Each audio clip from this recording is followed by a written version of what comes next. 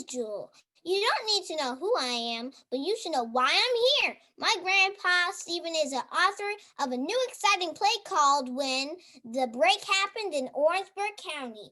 It's about our ancestors from when the break happened in 1865 until now. Many of my relatives are featured in the play, from my great-great-great-grandpa Stephen to my great-grandpa Stephen to my grandpa Stephen. Guess what my uncle and cousin's name are? Stephen. Go to www.thebreakinorangeburg.com to learn more. An online store has been created to honor those relatives and other families with products featuring the Break logo. Go to www.thebreakstore.com to purchase items today and help to produce this play, please. I'm Shelwyn Jones, the uncle of the late George Floyd. In my nephew's case, in his death, he didn't have a choice. But with COVID-19, we do. Hi, I'm Shelley Clark White of The Honeycomb and co-host of the sensational podcast, That's My Story. While we all understand the discomfort of wearing a mask and receiving a vaccine, please recognize at this present time, the only solution to fighting this deadly virus is being vaccinated and wearing a mask, because we cannot afford to do nothing. Hello, my name is Lorelei McBroom. I'm a professional singer.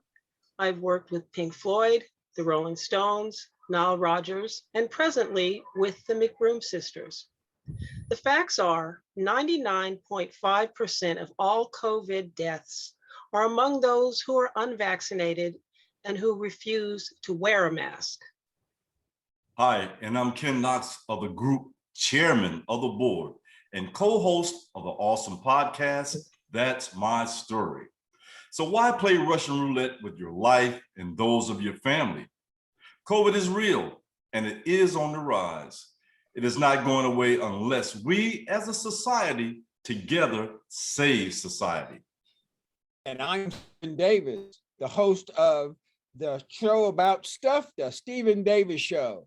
That means that at this time in history, getting vaccinated and wearing a mask for all of society is all important. The life you may save not only will be your family's and yours, but more importantly to me, my family and mine.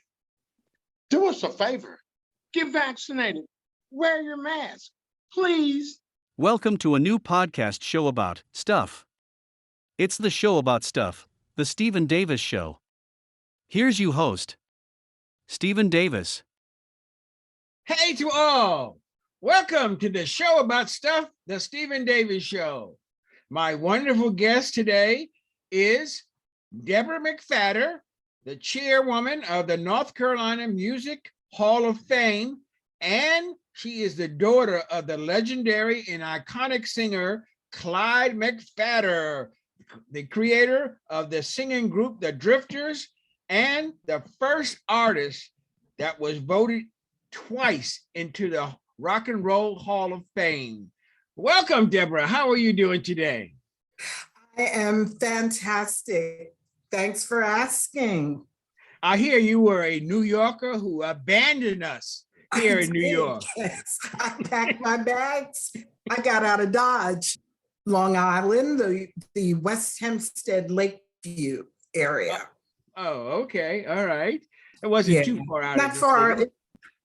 No, Southern State Parkway. I was exit 17 South. If you went down to 19, then you went into Hempstead, which would connect you with Roosevelt, Freeport, Baldwin, and those towns. Yeah. Okay. Now, let's start off, as I say every week, how I start off with, where did you make your entrance into the world? My entrance into the world was in April. I'm a spring Easter baby, actually in Jamaica, Queens. Okay, Jamaica. I had relatives out in Jamaica, lots of relatives Okay. out in Jamaica. Oh, long time ago. My grandparents, both sets, my grandparents on both sides lived in Harlem.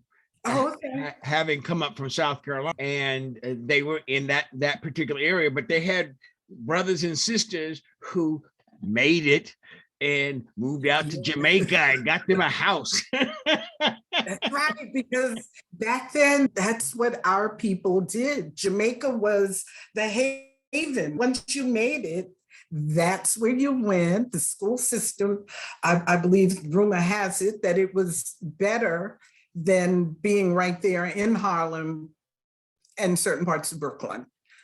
Yeah, and then fast forward to when I was born, then when you made it to that level, you went across the county line and you left the city limits and you went into Nassau County.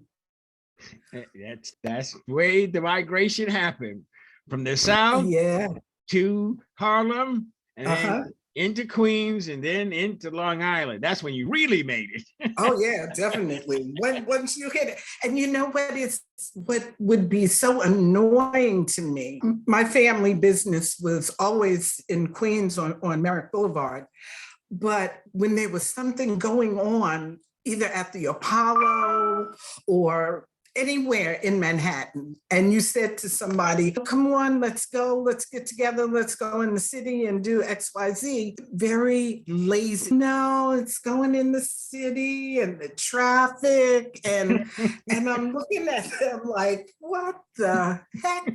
Really? You're growing up in Jamaica. How was it? How long were you in Jamaica? Let's see, I never went to school. When I started school in Long Island, but I still live in Jamaica. Okay. I had my godparents live in Westbury. And so I was always enrolled in the Westbury school system, even when in moving to Lakeview, West Hempstead, I never went to school in that particular school district. Today, my parents would probably go to jail for that. That is definitely, a no-no. But I've always had that connection with Queens because as a kid, on weekends, I still ended up back in Queens. My grandmother, at some point, she lived on Sufton Boulevard, Sufton and Linden Boulevard. And then she got a house in Lakeview, Hopacon Avenue. That was our street, Hopacon Avenue. And then my mom and my stepdad, who I affectionately call Teddy, he and my mom bought a house in Hempstead. And that house was entirely too big for mom. So that's when they moved to Lakeview, across the street from my grandmother's house. And so even with that, every other day, I'm still back and forth in Queens because of our family businesses in Queens. And my parents, Stephen, as fortunate as I was, they still made me work whenever I had free time. So I know more about Queens than I knew about Long Island. Okay. Wherever you told me I could go in Queens, I could find it. How was it growing up at that particular period of time in history in Queens, from your perspective? I thought it was very different than Long Island. Girls always seemed to be, I don't want to use the word fast, but they seemed to know all the latest dances. They did all of their dancing better than what I saw people on Long Island do. The guys were always dressed in the leather jackets, and they just had that little bit of slickness about them that you didn't see on Long Island. That I enjoyed it. I really enjoyed it. Yeah. How were you before you actually moved out to Long Island? How old was I? I would say I was probably about 8 about maybe 7 or 8. Yeah, I can't pinpoint, but what I do remember in 1963, when President Kennedy was assassinated, I would have been 10 years old. And I know that we were living in Hempstead at that time when my mother is from Bermuda. And so when that happened, she just panicked because she thought that they would send everybody back to where they came from if you were not born and raised in America, in the USA. So I was 10 then. So I would say it had to be around 7 or 8, because I remember being in the house for at least 2 years. Tell me about your parents. I had 3 extremely interesting parents. My biological father is Clyde McPhatter, who was a singing powerhouse. My mom, her name is Lorraine, and she was from Bermuda, just an absolutely gorgeous woman, extremely smart. And then my stepdad, who, as I said, I called affectionately Teddy. He was just one magnificent human being. And I just what before you is a lot of his hard work and street smarts, and my mother guiding the family in the way that she did. And what you see here is that outcome. My mother used to talk about the friendship between your father and my father. Guys, she was telling me stories about Steve was my father, Stephen Davis, and Clyde, when they were in high school. My goodness. Isn't that, and I didn't find that out until maybe about 30, just before my mother died. She would talk about it. And then when I was told about you, I said, I have to have her on the show. It just, I always enjoy meeting people that knew my dad. And in my travels and different shows that I do, there's always someone that will call in and say, I knew your dad. I was a friend of your dad. And that always makes me feel so good. Now let me give you even a step further. Your father was born on November 15th, 1932. And my father was born on November 3rd, 1932. I would have liked to have been around in the month of November with them. I'm sure they. and I think they went into the army around the same time. Oh, okay. Yes. So my father stayed in for 30 years. Yes, wonderful. It must have been wonderful times at that particular period of time, because my mother would tell me about some of the things that have happened. So now, what school did you go to? Starting with my goodness. Elementary. Oh my goodness. I went to, again, in Westbury Public School. My elementary school was Drexel Avenue Elementary School. Then from there, back then, and I'm not dating myself, but back then, you didn't have a middle school. You had a junior high school and a high school. So then from there, I went to Westbury Junior High School, and from there, Westbury High School. And then from there, a small private college in Boston, Graham College, majored in communications. And then coming back to Long Island and working again at my parents' business. Well, let me ask you, what were your experiences in high school? Was it an integrated school or was it a segregated school? Oh, yeah, definitely. Yes. It was integrated. In my high school, one of the assistant principals was not only African American, she was a female. Her name was Doris Weber. there were maybe three Black guidance counselors. It seemed like we all got along like one big family. I had white friends, my friends had white friends. It was a really good time, Stephen. And it wasn't until at some point, and I don't remember, I would say maybe I had to be 15, that particular summer, in going out on the road with my father. We were in a town called Valdosta, Georgia. And my sandals, I had a pair, the strap broke or the buckle broke, something broke. But anyway, we were walking through the town and there was a shoe repair shop. Put the sandals in there to get fixed. And about an hour later, we see my father's tour bus coming down the street. They're honking the horn. Get in the bus, get in the bus. We gotta go, we go. And I'm like, I'm not leaving without my sandals. What, are you kidding me?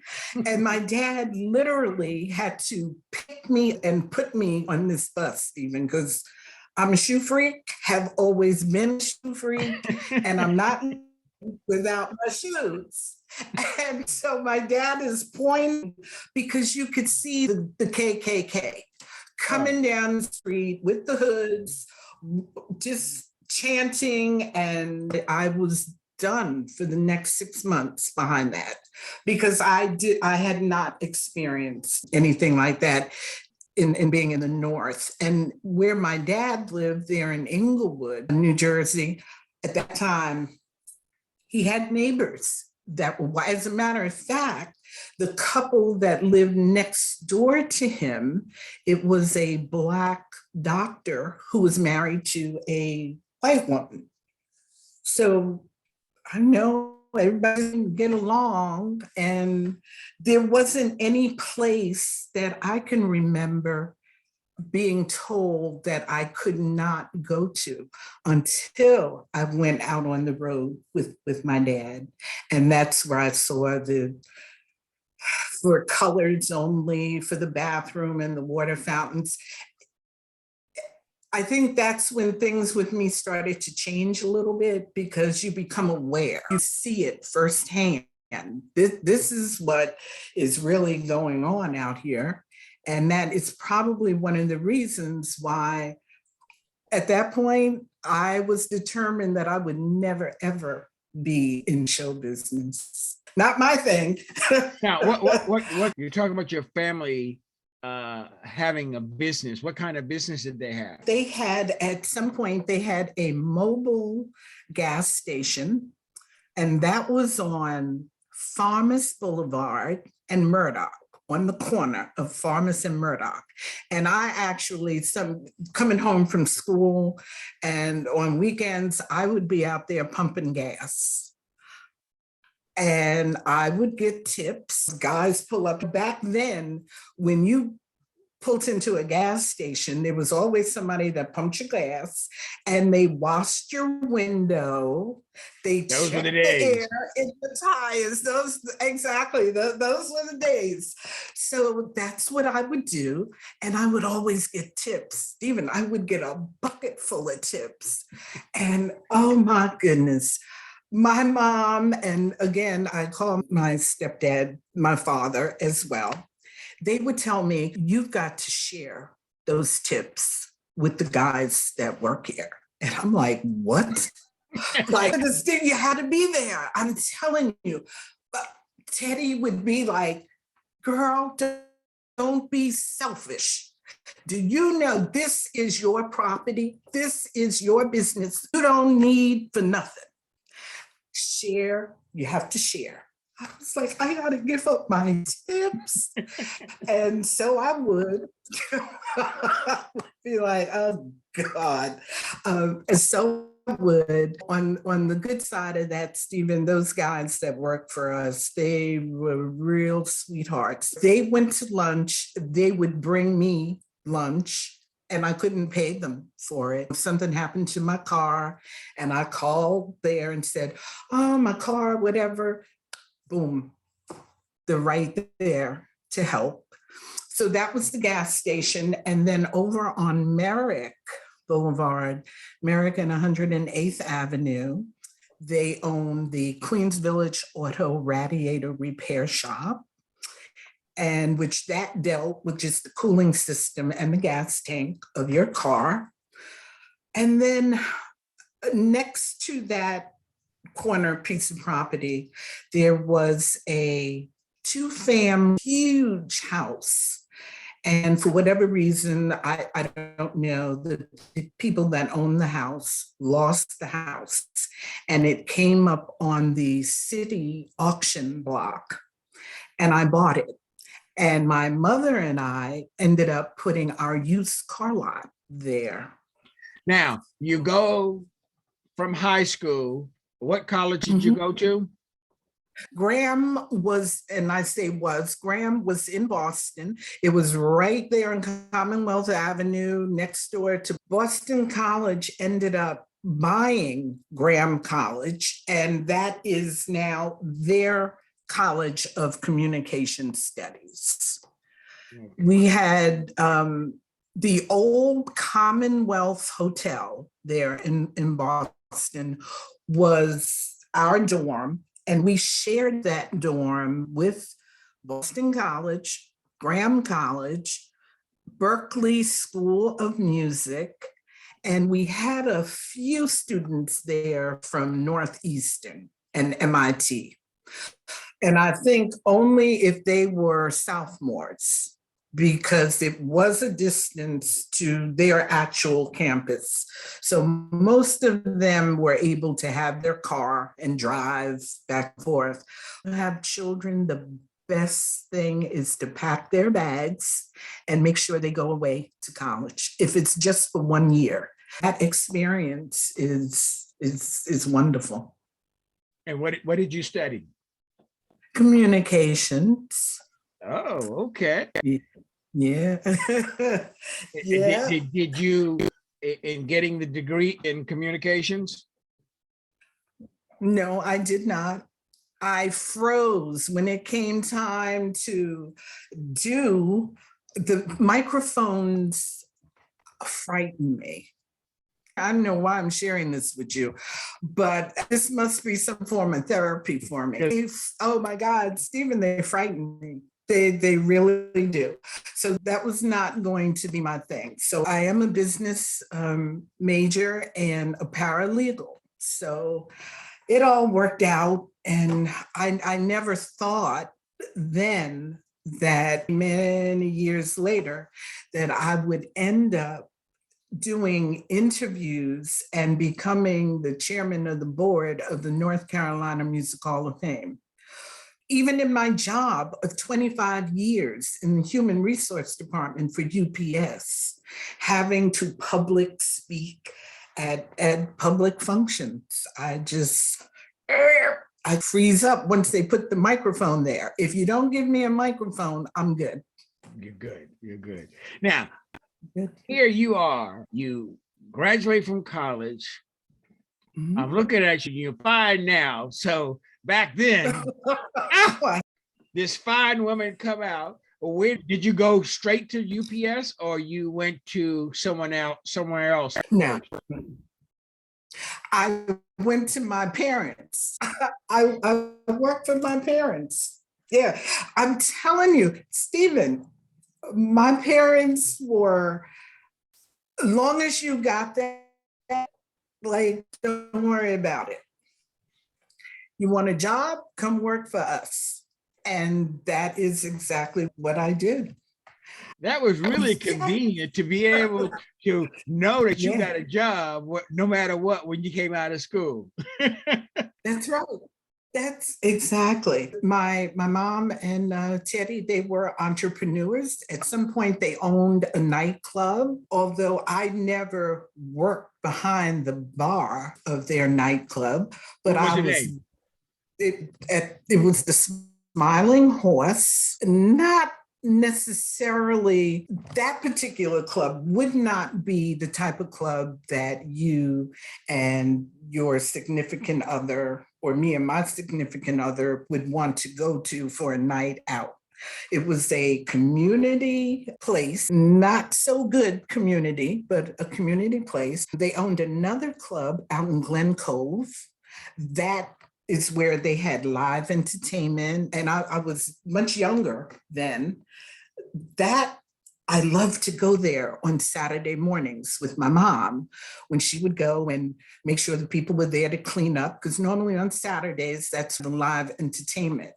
It was something just very magical about that. And as a kid, you can't go in there, but as I got older and going in there and then really realizing the work that my father did, it was all very amazing to me. Now, how was it growing up with two fathers? Was there any conflict of jealousy in terms of affections for you? Oh, my goodness. Stephen, listen, there are times today when I sit down and I go over my life and I just start laughing. Like, seriously, oh my goodness, because as soft as Teddy was with me, as soft and lenient as he was with me, I had everything that any child could possibly want. I got my first car at 16. When they stole it, I had another new car in 2 days later. Any piece of clothing I wanted, I got. Jewelry, I got it. I really don't know how to explain this, but it was done with a purpose. This is not something that you are given to make you feel that you could be better than somebody else. This is just how we live. And we care for people that don't have what we have. And so that was there. Now, with Clyde, with his career being at 100 and then dropping down to 50 and then dropping down to 25, it was frustrating for him. But at the same time, when he could no longer drive, I had my car. And if he called and said, I want to see you, I want to spend time with you, I jumped in my car and got across George Washington Bridge. If it was anything that he needed during that time, my stepfather and my mother, they were there to help him. So with Teddy wanting me to have a stable life, he would get angry with Clyde because when I was younger, if I was there for the weekend with my father, Stephen, I could end up in California. At some point, my dad had me in London. And they coming back on Sunday to get me, and the house is dark. There's nobody. Where is my kid? Like, you're where? Like, so that was the conflict. Wait a minute. If you can't, do Friday, Sunday, then it's nothing, because this is not the way she should be. So with that, but then when my dad really started being in that state, I have to tell you, Teddy was the man. It's worse to meet a woman that has a child for Clyde McPhatter. Those big shoes to fill. And he filled them. He was a good guy, both of them. So they would never bicker in front of me. You do have a brother. I do have a brother. I saw that you were there with him last week. And you saw that, yeah. And so my brother and I, we just came together maybe about 15, 16, 17 years ago. We have different mothers, but we get along fabulously. I'm so happy that I have a brother. Yeah, his mom is Ruth Brown? Yes, that's the one. Yes. Oh, wow. I used to have an office at 250 West 57th Street. I'm coming out the building and Oh, wow. Okay. here's Ruth Brown walking past, and she stopped and she started talking to me. And we talked for about a half an hour. She was a sweetheart. Yeah. When you left your parents' employment, because at some point you left their employment. Yes, I did. Yes, I did. Was there a particular reason why you left? Or is that private? No, why did I leave? Oh, I know why I left. Someone called me and said, Deb, there's a counseling position available. And I was intrigued by it. And I said, you know what? Okay, I get information, and I got the job.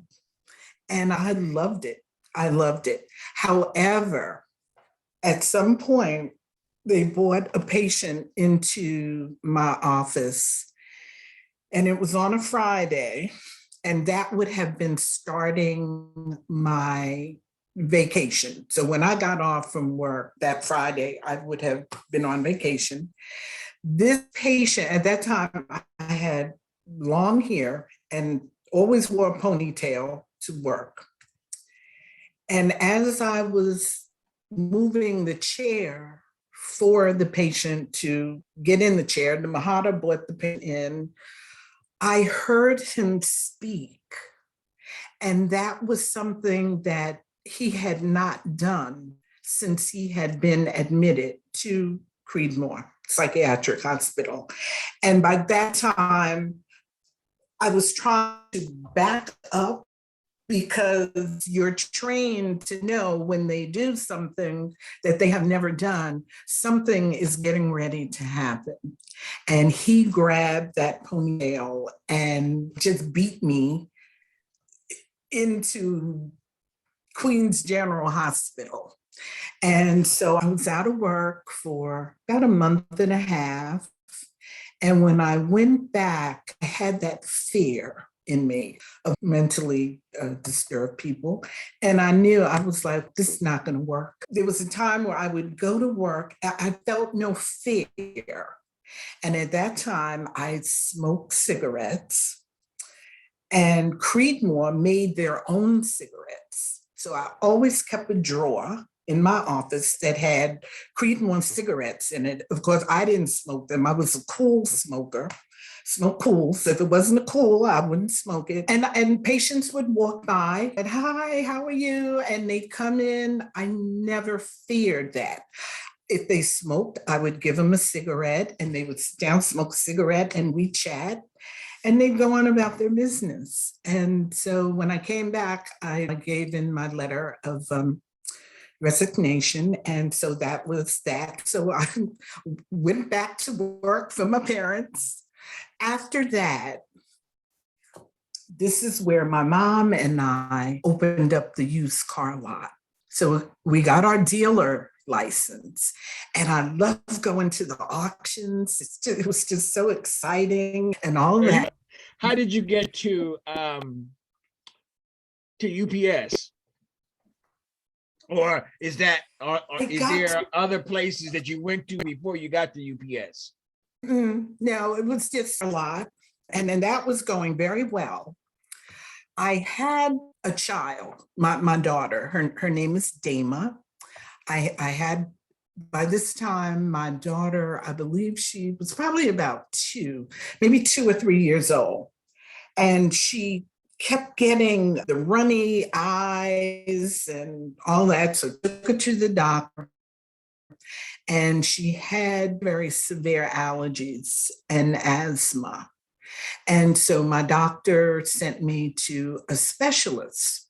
So going, the first appointment with the specialist back then, and this was like in maybe 84, 83, it was like $175. I was like, oh my God. So they treated her, and the specialist said, I'm pretty sure that she will grow out of this and up. But I was going back to him like every week or every other week. And I said, you know what? I need a job that offers health benefits.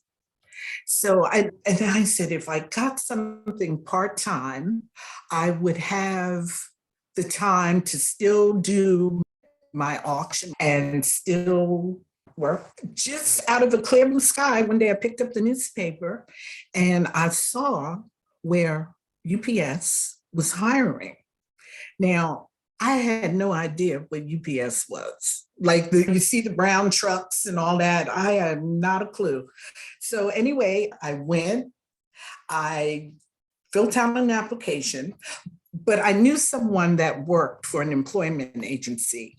And she told me, she said, Deb, she said, whatever you do, she said, don't let them know that you have a degree. She said, you're looking for benefits. You're not looking for a career. You're looking for benefits. I said, okay. So I omitted that. I may have even put I was a high school dropout. All I want to do is get some benefits and that's it. And so that's exactly what happened. About 4 months later, one evening, about 8:30 at night, my phone rings and this voice on the other end of the phone said he was calling from UPS. I cursed him out, told him UPS doesn't call people at 8:30 at night, and I'm not expecting any damn packages. It was hilarious. And so the person that I was talking to, his name is Rosie, and he was at that time the person in human resource that did the hiring. Said, look, lady, I'm telling you, if you want this job, be here tomorrow and your guard booth at this particular location and wait in the guard booth until somebody comes down to pick you up. As soon as he hit the door, Stephen, and he looked at me, I knew I had the job. And so we go up his office, I fill out all the paperwork, and I just knew it. He never asked me, he kept looking at my name. But he didn't say anything, but he kept looking at my name and he said, McPhatter. He said, yeah, MCPH. And I would say, yeah, ATER. And he sent me over for my physical. I took the physical and he gave me a date to start work. And the rest was history. The timing that I worked, I started in customer service, which was right there on Old Country Road at that time where the Roosevelt racetrack was. It was a car auction there on the other side of it. That's one of the places where we went to buy the cars. It was a marriage made in heaven. And then one day, the Rock and Roll Hall of Fame. Now, nobody knows that Clyde McPhatter is my father because I tell nobody unless you ask. Mm-hmm. And so now the Rock and Roll Hall of Fame is doing their induction. And of course, he's being inducted. And so I went to my manager and I said, I need whatever day it was, I need that day off. And she said, she said, you just started and I'm not sure if I can get you the day off. And I said, could you see and then let me know? And so a day or two later, she came back, she said, no, she said, they're not gonna let you have the day off. And I said, oh, gee, that's really too bad. I said, because then I'm gonna have to quit because I have to have those 2 days off. And she said, oh, is it a family emergency or whatever? And I said, my father is Clyde McPhatter, and the Rock and Roll Hall of Fame is inducting them into the Hall of Fame at the Waldorf Astoria, and I have to be there, and I need the day after to recuperate, so I can't come to work on the Friday, but I'll be back on Monday. This lady, she looked at me like, we knew, we had a feeling that you were related to Clyde McPhatter. She said, go, you got the day. Don't worry about it. We'll see you on Monday. I'm going to bring And- somebody in. Oh, great. I'm going to bring somebody in to Okay. be able to talk more about that. I think both of y'all served together. Okay. That's my buddy. That's my partner in crime. That is While so we cool. wait for him to come on, your father was inducted twice, from what I understand. Yes, he was. The first time he was inducted as a solo artist. The second time he was inducted with the group, the Drifters. He was the founder of the Drifters along with Ahmed Erdogan. Those honors are really great honors. And then he was inducted into the North Carolina Music Hall of Fame. And so that was in 2009. So that brings me to the point where now I'm chairman of the board of that organization.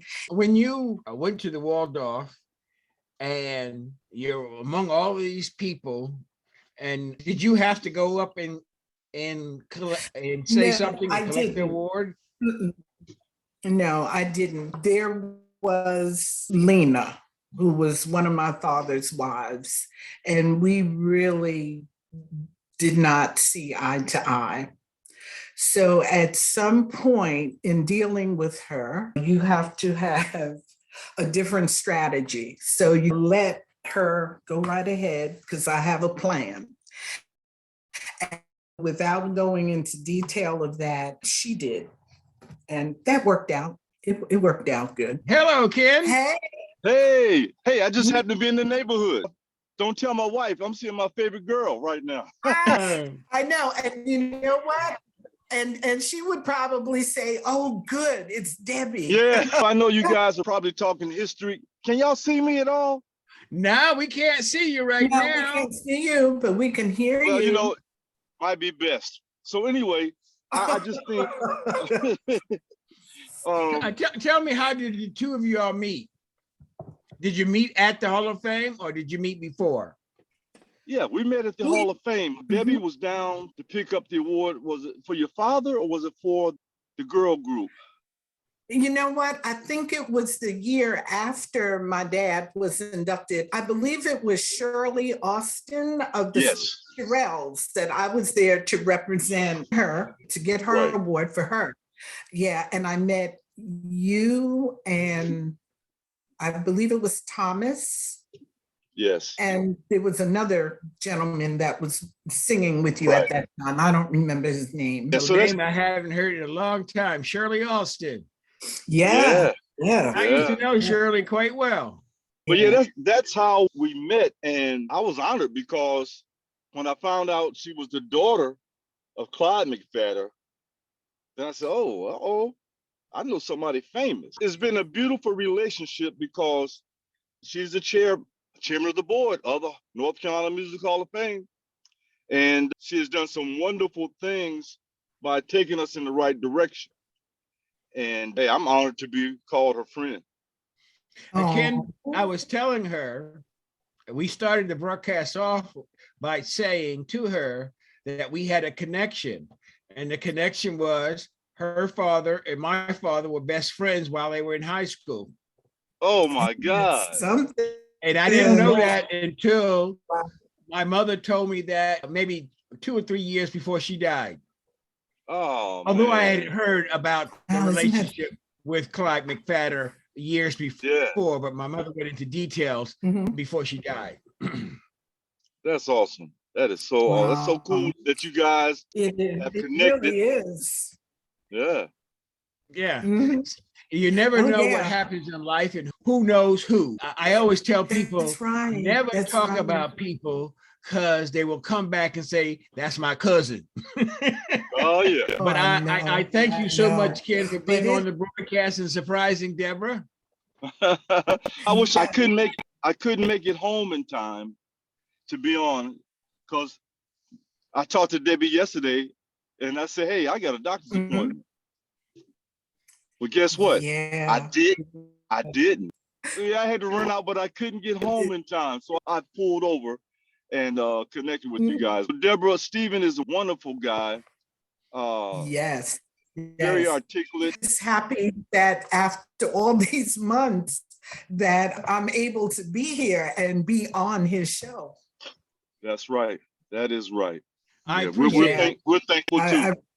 I appreciate it. And both of our shows now, we are on channel 49 also. We do it at YouTube. We're on channel 49 also. And channel 49 gets into 120 countries. Oh, wow. Yeah, you might not have a whole lot of people in a certain country, but you're in their country and they're going to talk about to somebody else, because Donnell, who owns the station, says, oh yeah, I get a lot of people from Nigeria that calls up. Oh, wow. So thank you so Oh, much, my Ken. goodness. And you take it easy. Tell all the rest of the guys I said hello. Bye. Okay. All righty. That was a pleasant surprise. Yeah, that was really Good, cool. Good. Very good. cool. That's my buddy. Things I want to know, what is the legacy of your father as a singer in your mind? In my mind, an angel. Just an angel. If there's any such thing as being a misunderstood angel, it would have to be Clyde McPhatter. It would have to be. Yeah. Yeah. Yeah. It's his legacy. If I allow anything else or anybody else to take control of that legacy, it would not paint a clear picture of Clyde McPhatter. So my brother and I worked tirelessly to put the real Clyde McPhatter out there to the people, that shines with that voice that people hear and love. Yeah. Mm-hmm. Did he get caught up in not owning his masters himself? Very much so. Yes. Yes. Yes. Is there any struggle in terms of getting ownership of the masters, or you do own him now? No, it is a struggle simply because of the individual that he was married to at the time of his death has pretty much signed everything over to someone that had an office at 250 West 57th Street. I won't call any names. I'm sure, probably your office was right next to his office. Oh, what a fight. I've been fighting Stephen since 1984, since he first went into the Rock and Roll Hall of Fame. When I tell you I've been fighting, I have spent thousands and thousands of dollars trying to sift through and get accountings of that. Ahmed Erdogan, I remember my first conversation with him. I was so angry. I went home, I picked up the phone, called information, got the phone number, and lady answered, and I said, hello, I would like to speak with Ahmed Erdogan. And the lady said, hold on one moment. Phone rang, another lady answered the phone. She said, hello. I said, this is Deborah McPhatter. I would like to speak to Ahmed Erdogan. She said, hold on one moment. She puts him on the phone and he says, hello. I said, you don't know me, but my name is Deborah McPhatter and I'm Clyde McPhatter's daughter and I need da da da da da. And he said, okay. He said, why don't you come into the city and we'll have dinner and we'll go and see Bobby Short. Stephen, I looked at my phone and I said, Mr. Erdogan, I have never been short of a meal, dear. I said, I'm not calling to get fit. I'm not calling to have drinks. I'm calling to find out where my father's money is going. And he snapped out of it, paid attention. And so I was able to get steps further at that time. So that was a blessing. But sometimes, Stephen, these companies, they think they can just throw stuff at you and it's going to be okay. I'll give them whatever. I've ran across people that were shocked that I could speak 2 sentences. They don't think that the children of these musical icons have a brain, or it's sad. It's just very sad. But you have to be persistent. You have to stick with it and just work it. Just don't give up. My other question was, what is the mission of the North Carolina Music Hall of Fame? And what direction are you looking to go into? Well, our mission is to preserve the music and to honor all of the talent that comes out of North Carolina, and to put it out there in the school, make it history, let people know who these people are, give them their just due. And where I want to take it is for all the music genres to be recognized here in North Carolina, because it's amazing the people that were born here that are in the music business. It's crazy. And so that's what I've done. So when Clyde McPhatter was inducted in 2009, the majority of your Black inductees were deceased. And if they weren't deceased, they had no representation there at the induction ceremonies. That was horrifying to me. As happy as I was for my dad to be in there, my first visit, I just that night sat around and I could feel this is not right. But even with that, I had no intention at that time of ever moving to North Carolina, let alone connecting myself with the Hall of Fame. And just over the years, as fate would have it, here I am. You never know. With the help of Ken Knox, that's right. Yeah, you never know. But we've got, Stephen, some great inductees into the Hall of Fame. Grady Tate, Nina Simone. I don't know if you remember John Tesh. Yes. Andy Griffin, Kate Smith, Jodeci, my goodness, Anthony Hamilton. Just the list goes on and on. And there's Shirley Caesar, Benny King. Oh, wow. Grady Tate, I remember when Grady Tate used to play on 55th Street, right around the corner from 250 West 57th Street at Possible 20. Yes, and I've never been in there, but I remember seeing it. Yes. He used to play drums there. Yes. On Friday nights. Yes, yeah, like his music. When I first saw that you were the chair of the Rock and Roll Hall of Fame, North Carolina Rock and Roll Hall of Fame, and I saw that you were from Long Island, I'm saying, how the hell did she become the chair of North Carolina? And then I realized your father was born in Durham. Well, I must tell you, it's just been such a pleasure to meet you.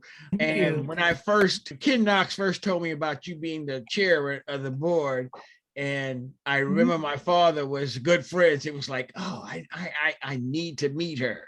I need to meet her. So it was just such a pleasure to meet you. And thank you after all this long time of being on Come Back. I was just getting ready to tell you, now that I feel great, I feel good. I'm getting back into the swing of things. So all you have to do is call me, send me a message, and I'll log on. Yeah. I might have some other things that I might want to call upon you to do. Wonderful. As we're going forward, and I'll tell you about it at some other time, okay? Mm-hmm. Yes. And just so you know, we at the North Carolina Music Hall of Fame are planning a Legends concert for 2022. I will give you more information about that. It's going to be Ken Knoxton, chairman of the board, and it's going to be my brother with his Clyde McPhatter Drifters featuring Ron McPhatter. It's going to be an awesome show. Oh, fantastic. Okay, folks, that's it. The show about stuff, the Stephen Davis Show. Wonderful episode, and we'll see you next week with another wonderful topic. Bye. Bye. Oh, thank you, thank you, thank Have a you. good day. You take care. Thank you for tuning in this week. Hope you enjoyed this show about stuff. See you next time. Hello. Get your official products such as this marvelous t-shirt that I'm wearing, or this great coffee mug that I'm drinking out of, and many other products with the show about stuff, the Stephen Davis logo at https://www.zazzle.com/store/a stuff store, and make sure you get your 15% discount today.